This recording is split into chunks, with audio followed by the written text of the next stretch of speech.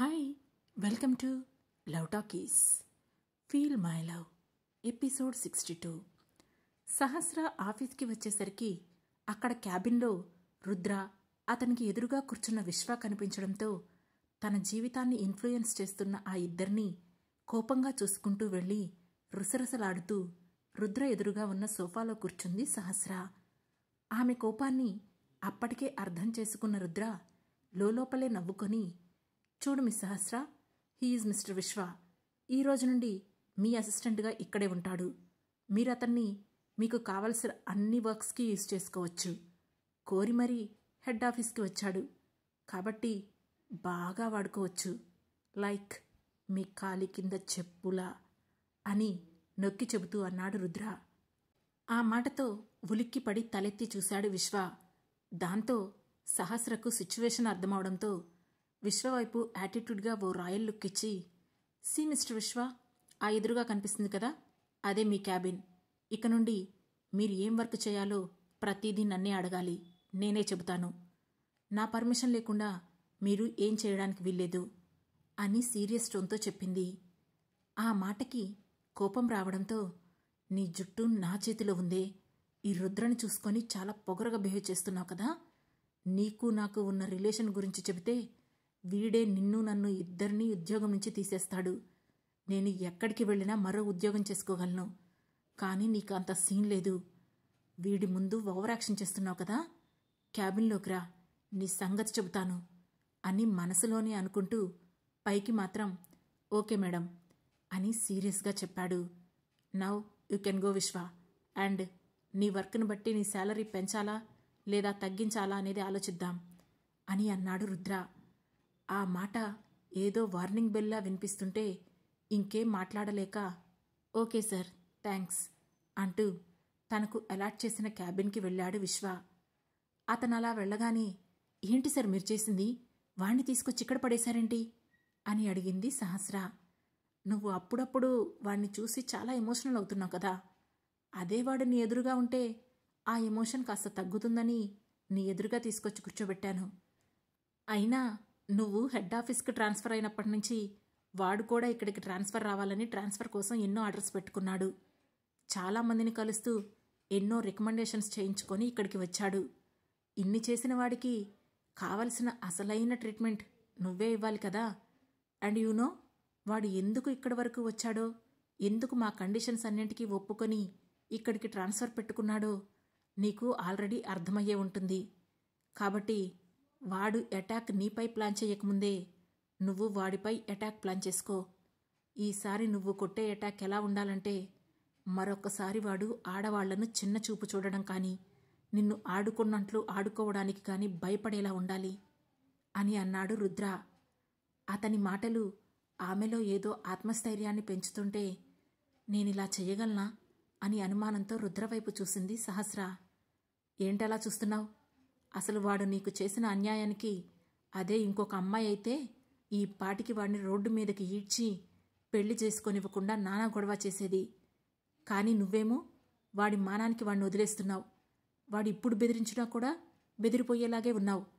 But నా దగ్గరేమో ఏదో ఆత్మాభిమానం ఉన్నట్లు యాక్ట్ చేస్తావు. వాడి దగ్గర నీకు అదేం ఉండదా? లేదంటే నేను అతన్ని జెన్యూన్గా ప్రేమించాను, నా ప్రేమ చాలా నిజమైనది, నా ప్రేమ చాలా గొప్పది, నేను అతన్ని ఎలా ఇబ్బంది పడతాను అని అనుకుంటున్నావా అని వెటకారంగా అన్నాడు రుద్ర. ఆ మాటకు కోపంగా అతని వైపు చూస్తూ, వాణ్ణేం చెయ్యాలో నాకు బాగా తెలుసు సార్, చూస్తూ ఉండండి ఏం చేస్తానో అని అంది సహస్ర. ఖచ్చితంగా చూస్తాలే కానీ ఇప్పుడైతే వాడికి వర్క్ అలాట్ చేసిరాపో అని అన్నాడు రుద్ర. నేను వెళ్ళడం ఎందుకు సార్, మెయిల్ పంపితే వాడే వర్క్ చేస్తాడు కదా అని అంది సహస్ర.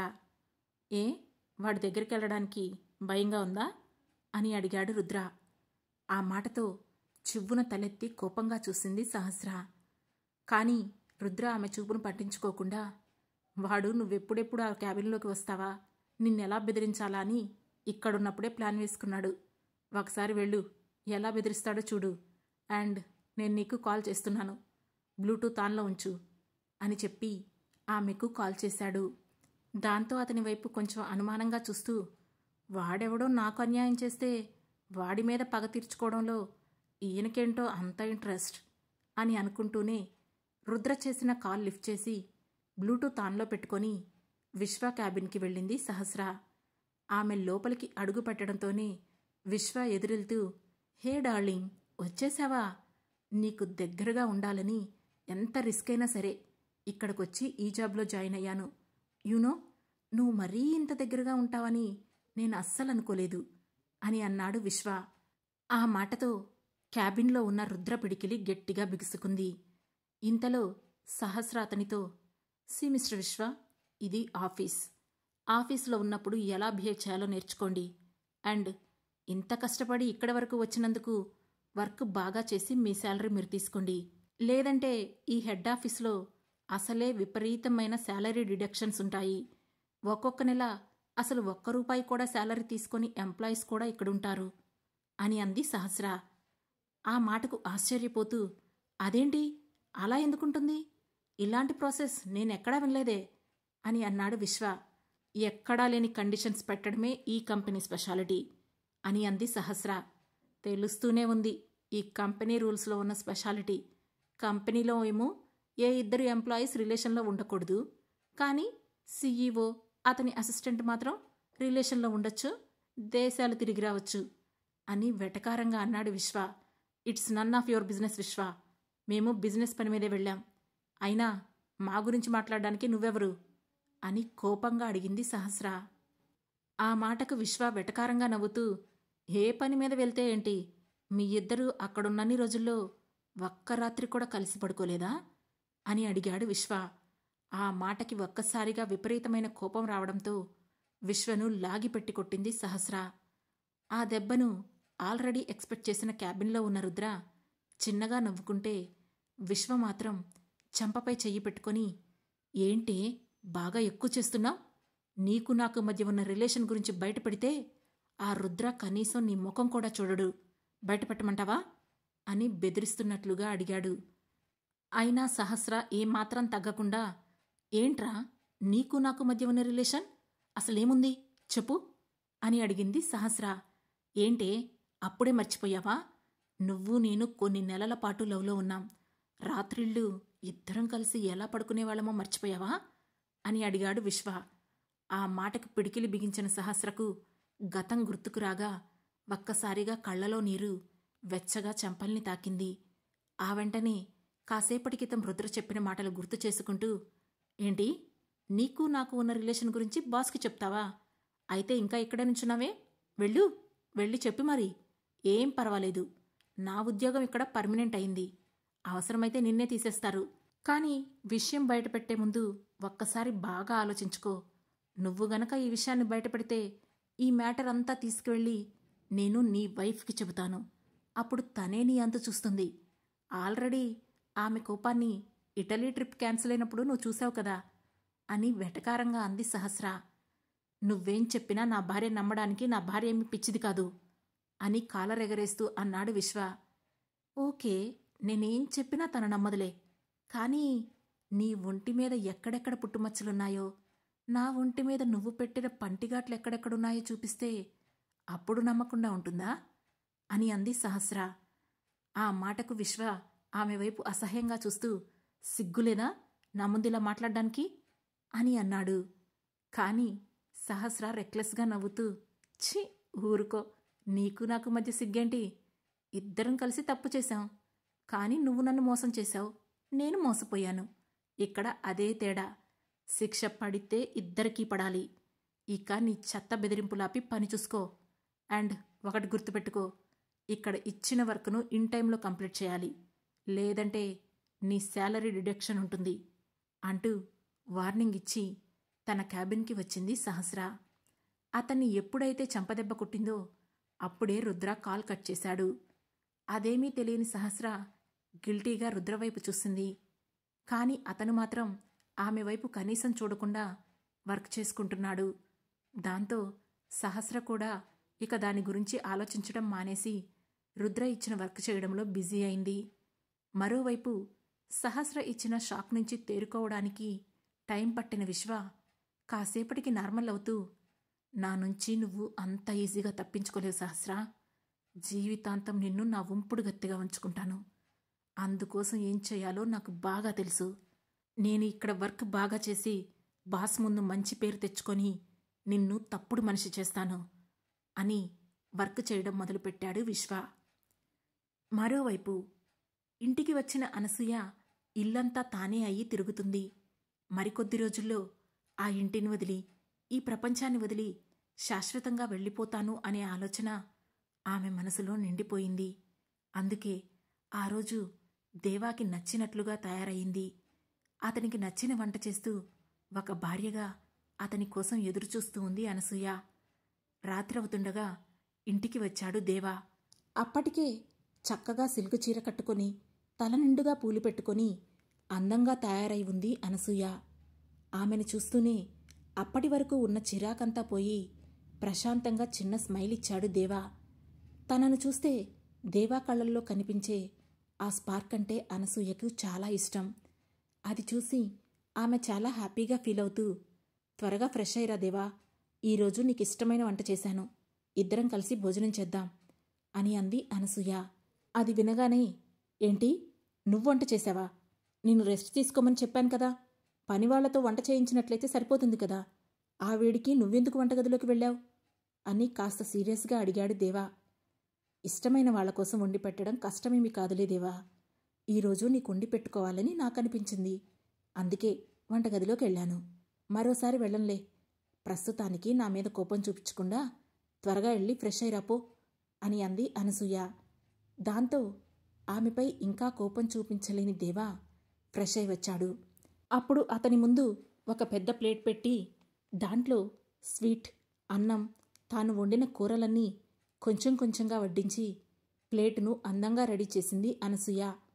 ఆ ప్లేట్ చూస్తూనే, ఈరోజు నీ కష్టమంతా ఈ ప్లేట్లోనే కనిపిస్తుంది, నువ్వు కూడా వచ్చి కూర్చో, ఇద్దరం కలిసి తిందాం అని అన్నాడు దేవా.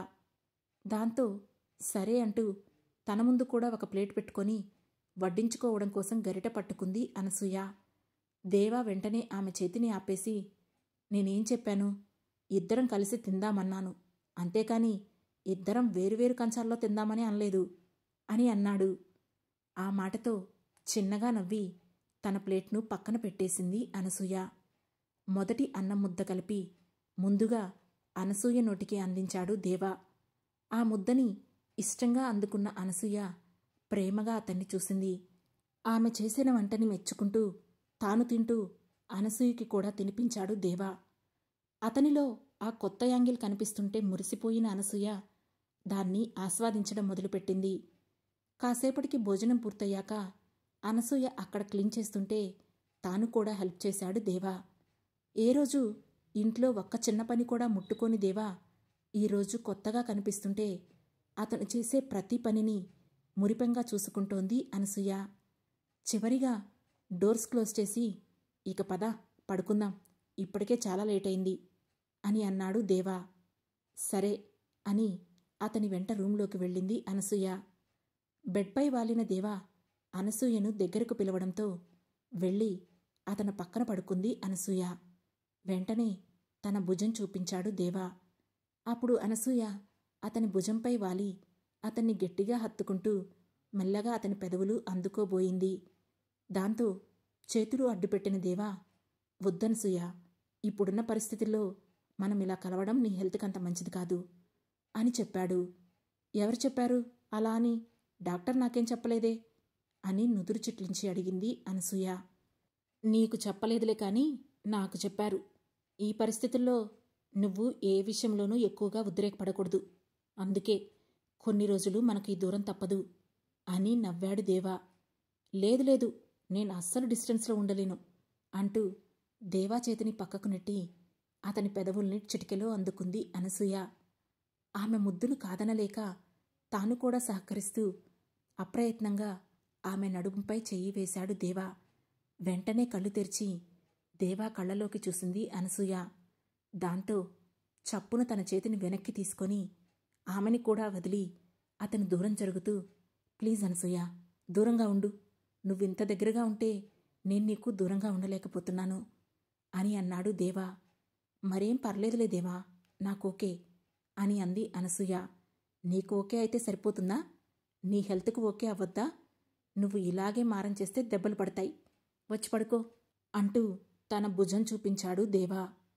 దాంతో అలిగినట్లుగా ముఖం తిప్పుకొని అటువైపు తిరిగి పడుకుంది అనసూయ. కానీ దేవా మెల్లగా ఆమె పక్కకు చేరి నడుము చుట్టూ చేతులు వేసుకుని దగ్గరికి లాక్కున్నాడు. కానీ అనసూయ అతని చేతిని విసిరి కొడుతూ, కీప్ డిస్టెన్స్ మిస్టర్ దేవా అని అంది. నేనన్నది ఆ డిస్టెన్స్ కాదే, నిన్ను హత్తుకోకుండా నేను పడుకోగలనా అని అన్నాడు. ఓ అవునా, మరి ఇప్పుడు హత్తుకోకుండా పడుకోలేనివాడివి రేపు నేను చచ్చిన తర్వాత ఎలా పడుకుంటావు? ఎవరిని హత్తుకొని పడుకుంటావు అని అడిగింది అనసూయ. ఆ మాటకు విసుగ్గా ముఖం పెట్టి, అబ్బా ప్లీజ్ ఆ టాపిక్ వద్దనసూయ. ఈరోజు ఈ క్షణానికి ఇలా ఉండగలిగాం కదా, ఉండనివ్వు. ఎప్పుడో ఏదో జరుగుతుందని ఇప్పటి నుండే నేను నిన్ను వదులుకోలేను అని అన్నాడు దేవా.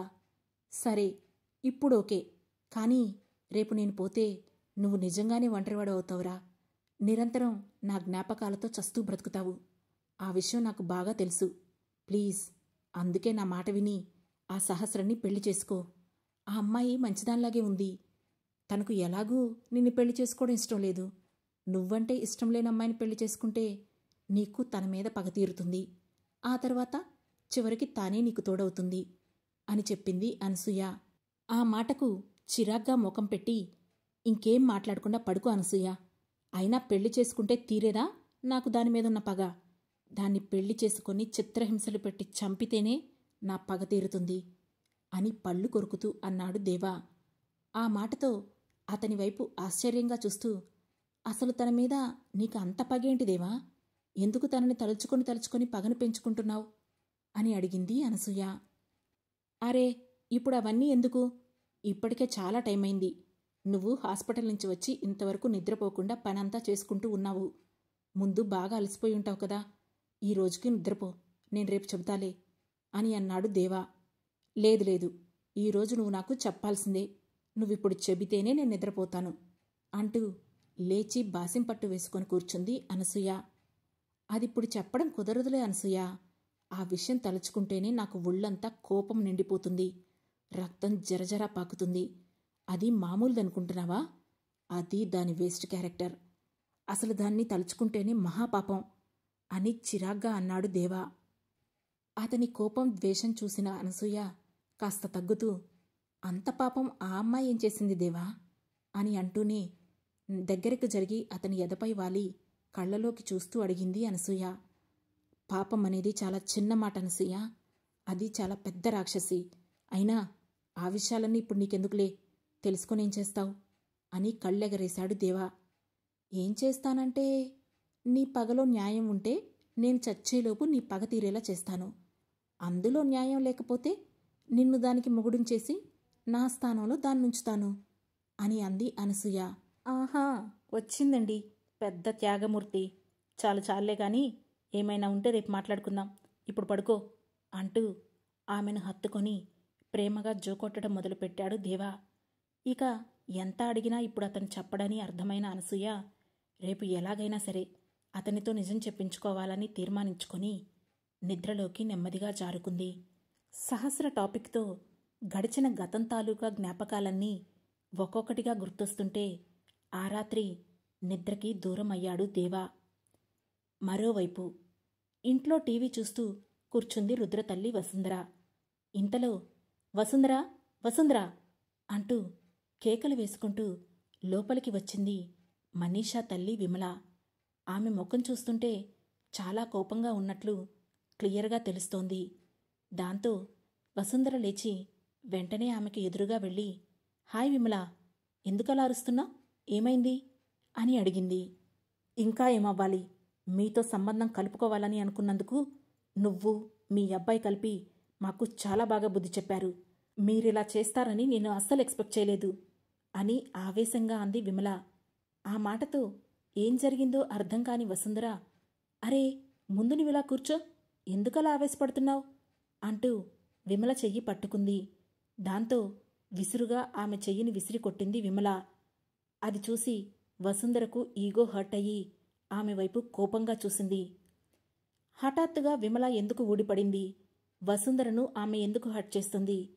ఆ తర్వాత ఏం జరుగుతోంది తెలుసుకోవాలంటే వెంటనే మా లవ్ టాకీస్ ఛానల్ను సబ్స్క్రైబ్ చేసుకొని ఫీల్ మై లవ్లోని నెక్స్ట్ ఎపిసోడ్ను వినండి. మా ఈ కథ మీకు నచ్చినట్లయితే లైక్ చేసి, షేర్ చేసి, కామెంట్ చేసి మమ్మల్ని సపోర్ట్ చేయండి. Thanks for watching.